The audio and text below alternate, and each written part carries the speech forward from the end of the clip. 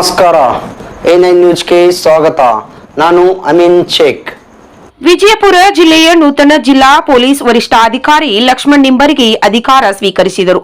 ನಗರದ ಎಸ್ಪಿ ಕಚೇರಿಯಲ್ಲಿ ಪ್ರಭಾರಿ ಎಸ್ಪಿ ಪ್ರಸನ್ನ ದೇಸಾಯಿ ಅವರು ನೂತನ ಎಸ್ಪಿ ಲಕ್ಷ್ಮಣ್ ನಿಂಬರ್ಗಿ ಅವರಿಗೆ ಹೂಗುಚ್ಚ ನೀಡಿ ಸ್ವಾಗತಿಸಿದರು.